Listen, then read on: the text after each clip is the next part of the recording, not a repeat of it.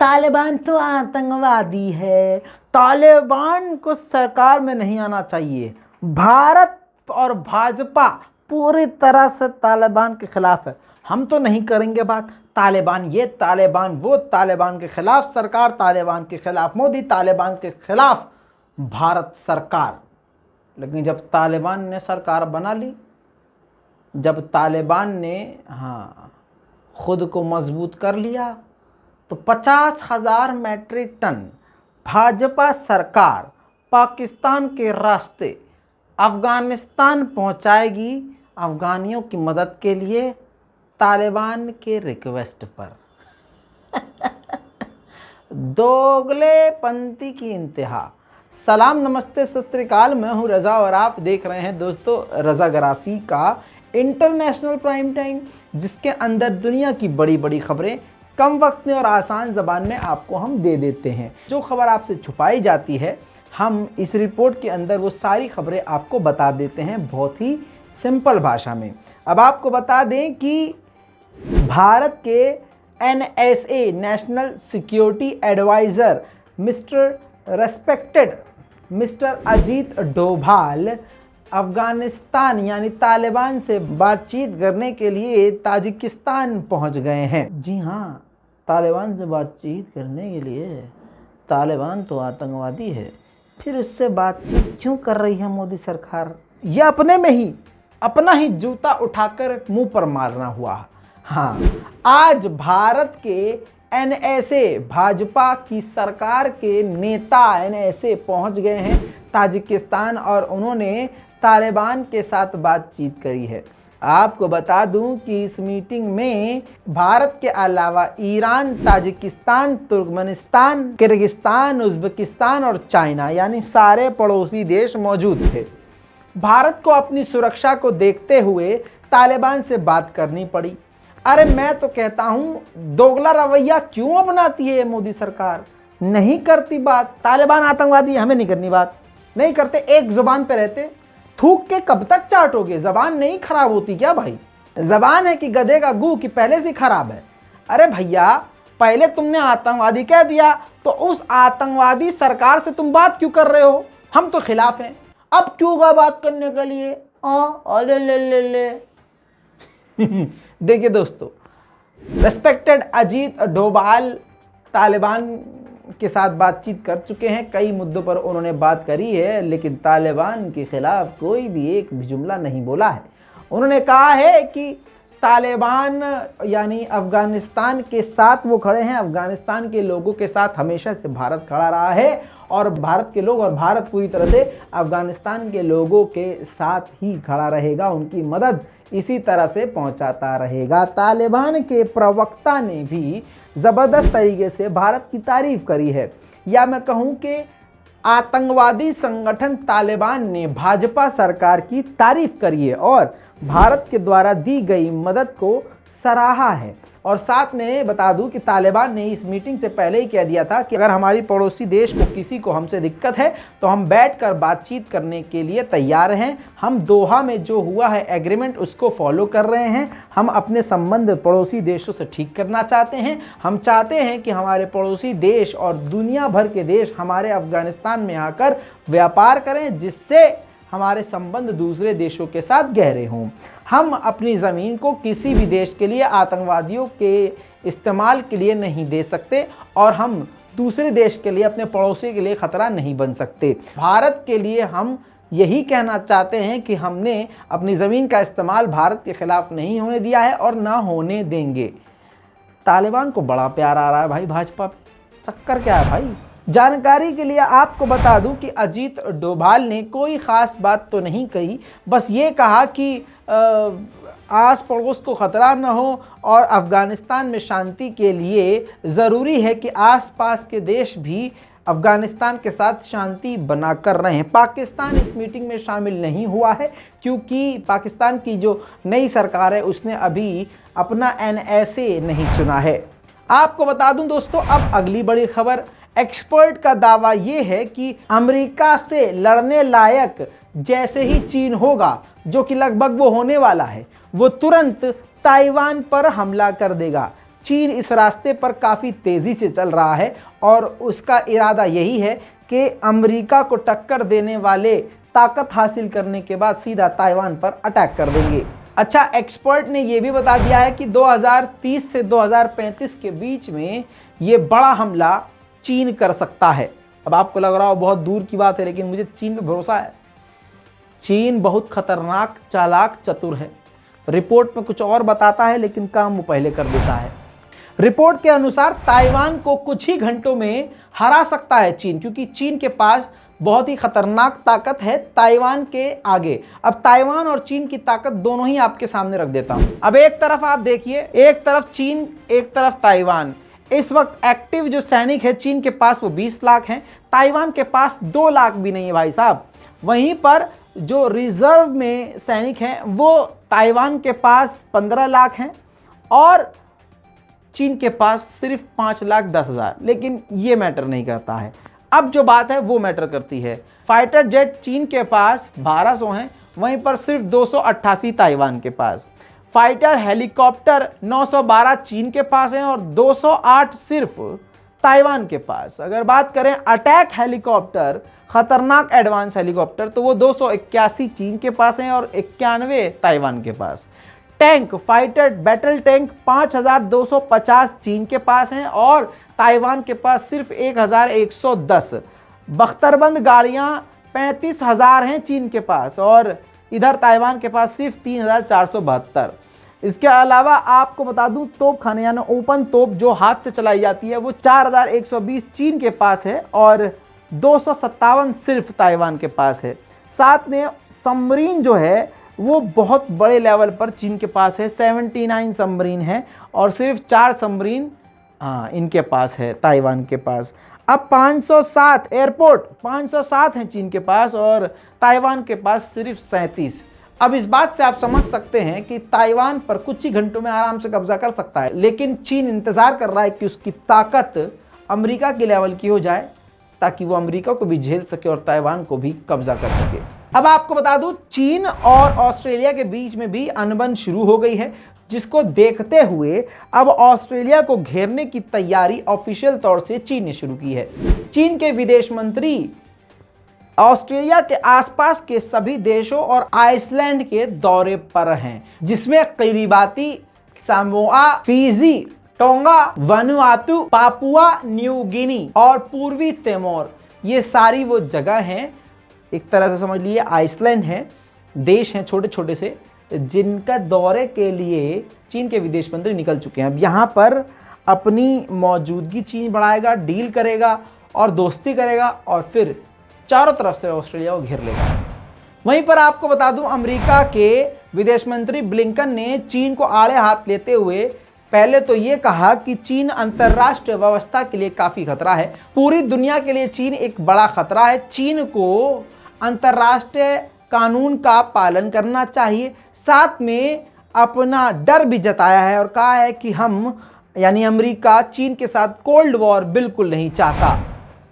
दोस्तों, इसी के साथ भारतवासियों के लिए फख्र की बात, अगर आप भारत से हैं तो आपको बता दें कि कहीं झुकिएगा नहीं, किसी से डरिएगा नहीं, नज़र मिला के बात कीजिएगा। हमारा देश काफ़ी मजबूत है। हाँ, भले ही मोदी सरकार की बात ना करिए, मोदी सरकार आती जाती रहती है, देश देश रहता है। देश आपसे है, मुझसे है, मुझसे देश है, आपसे देश है, हम सबसे देश है और हमसे ही सरकार है। हमने ही गलत बटन दबाया तो ये 56 इंच वाला आया, जिसने चीन को आज तक कुछ नहीं बोला और चीन दंदनाता हुआ घुसता आ रहा है। लेकिन इसका मतलब ये नहीं है कि सरकार कमज़ोर है तो देश कमज़ोर हो जाएगा, ना, बिल्कुल नहीं।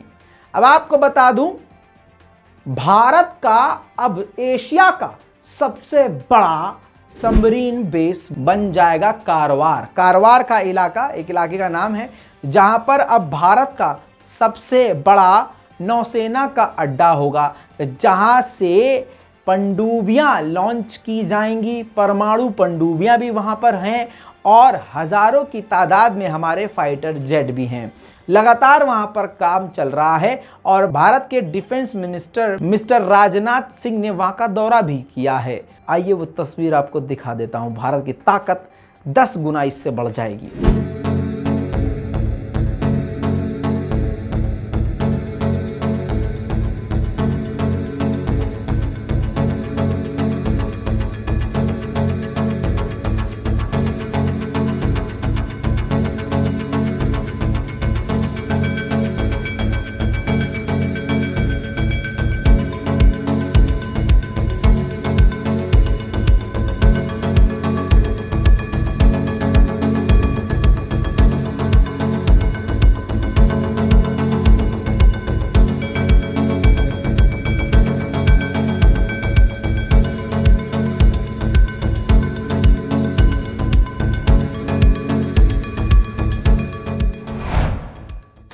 अब आपको बता दूं कि अमेरिका के बुरे दिन आने वाले हैं, क्योंकि अब एक बड़ा ग्रुप, बड़े देशों का ग्रुप अमेरिका के खिलाफ कमर कस चुका है, जिसमें आप जानते हैं ईरान है, जिसमें आप जानते हैं कि चाइना है, और बात करें अब रूस की। अब रूस और चीन की बात बता देता हूं।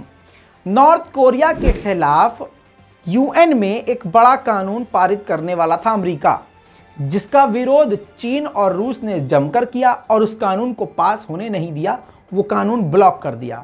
इससे ये बात साबित हो गई है कि नॉर्थ कोरिया के साथ चीन और रूस और इन तीनों के साथ आधी दुनिया के देश खड़े हुए हैं, जिससे यह अमेरिका को जोरदार झटका लगेगा और काफ़ी ज़्यादा बेइज्जती झेलनी पड़ेगी। आप जानते हैं अमेरिका के टेक्सास में 21 लोगों को कत्ल कर दिया, यानी बच्चों को, स्टूडेंट को 18 साल के एक लड़के ने कत्ल कर दिया, जिसके बाद उन लोगों को श्रद्धांजलि दी गई। आपकी स्क्रीन पर देखिए, दर्जनों लोग मारे गए, लेकिन गोदी मीडिया खामोश रहा। कोई चीख चीख कर नहीं बोला, क्योंकि यह आतंकवाद नहीं होगा उनकी नज़र में। आतंकवादी सिर्फ टोपी वाले होते हैं, अब्दुल होते हैं। अगर मारने वाले का नाम मुसलमान होता या मुसलमान जैसा होता तो गोदी मीडिया आपको 24 घंटे दिखाता, और इतना दिखाता कि आपको आपके पड़ोस में रहने वाला मुसलमान, आपके मोहल्ले में रहने वाला मुसलमान भी आपको ऐसा नज़र आता कि वो भी आपके बच्चों को गोली मार सकता है। खैर, आपको ये भी बता दूं कि 11 साल की बच्ची जो उस कांड में बच गई गोलीबारी में, उसने मीडिया को बताया कि मेरे साथी को मार दी गोली, मैंने अपने साथी के निकलते हुए खून को अपने चेहरे और अपने जिस्म पर मला। 11 साल की लड़की कह रही है, और मैंने मरने की एक्टिंग करी, जिसके बाद मारने वाले ने उसकी तरफ से एक बंदूक हटा ली, ये सोच के कि ये भी मारी गई है। ऐसी खतरनाक, खौफनाक कहानी आपको गोदी मीडिया ने सिर्फ इसलिए नहीं दिखाई क्योंकि ये मामला सिर्फ आतंकवाद का था, मुसलमान का नहीं। मुसलमान से जुड़ा हुआ होता तो आप जानते हैं क्या होता, अजय टीवी से बाहर आ जाता अर्नब गोवर्सवामी। अब आपको बता दूं कि ऐसा ही मामला कनाडा में भी सामने आया है। कनाडा में स्कूल के बाहर एक व्यक्ति को बंदूक के साथ टहलते हुए देखा गया, जिसको देखते ही कनाडा की पुलिस ने शूट कर दिया। उसने कोई अभी कांड नहीं किया था, लेकिन पहले ही इसको गोली मारकर ख़त्म कर दिया गया, ये देखते हुए कि कहीं ये बच्चों पर फायरिंग न कर दे। वीडियो हमारे पास मौजूद है, लेकिन हम आपको नहीं दिखाएंगे क्योंकि इससे पहले का कांड हमने लगाया था, तो भाई यूट्यूब है किसका आप जानते हैं, वीडियो ही उड़वा दिया गया था यूट्यूब से कहकर।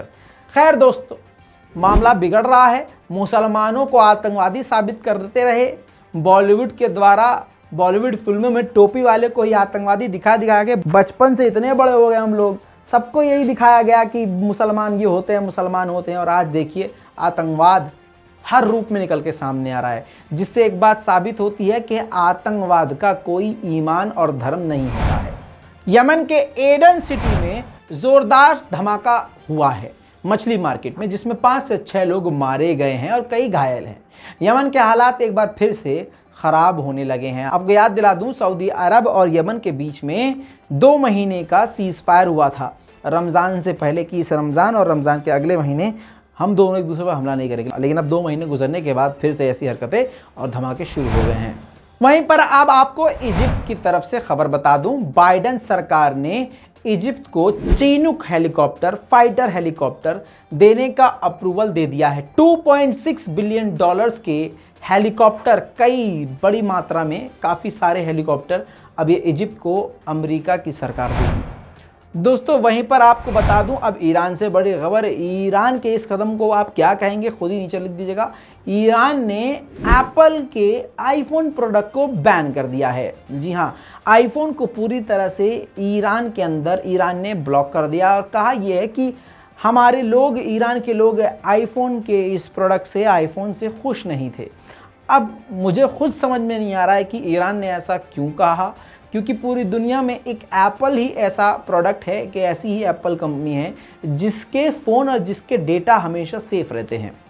अब ईरान ने भी सीधा सीधे कहा कि हमारे लोग खुश नहीं हैं। तो क्या इसका मतलब ये है कि अगर किसी देश के लोग किसी चीज़ से खुश ना हो तो उस कंपनी को ही ब्लॉक कर दिया जाए? ये मैं आपसे सवाल कर रहा हूँ, नीचे कमेंट करिएगा।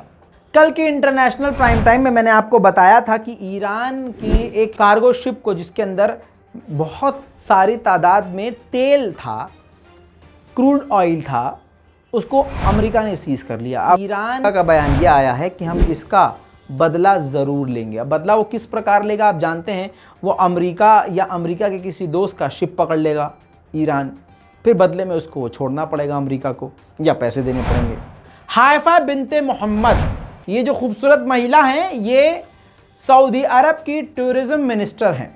अब आपको बता दूं कि एक खबर बीच में ये आई थी कि टूरिज़्म को प्रमोट करने के लिए सऊदी अरब अल्कोहल शराब को बैन लिस्ट से हटाने वाला था। जी हाँ, सऊदी अरब में शराब बैन है, अल्कोहल, आप वहाँ किसी तरह का नशा नहीं कर सकते, ऐसा वहाँ पर बैन है करना, क्योंकि वहाँ पर आप जानते हैं इस्लाम का, कुरान का और हुजूर पाक सल्लल्लाहु अलैहि वसल्लम का आगमन हुआ था। वहाँ पर आप जानते हैं पवित्र स्थल है।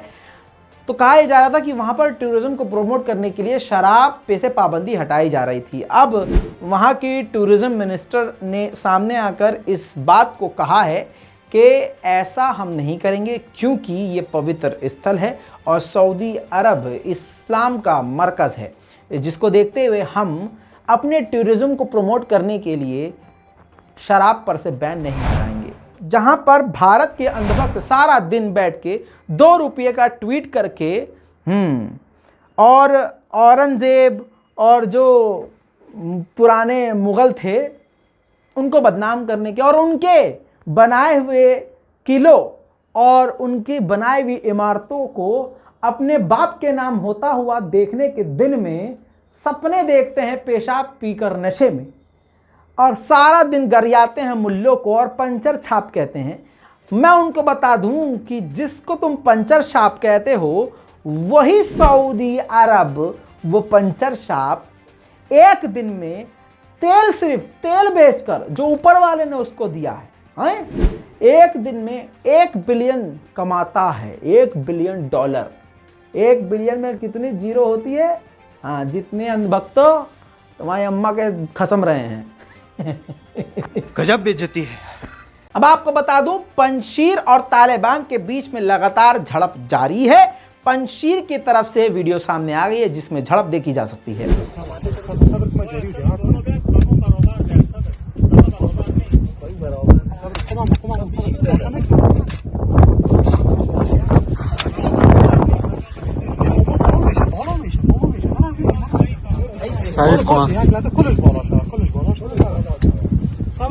نهار تکبیر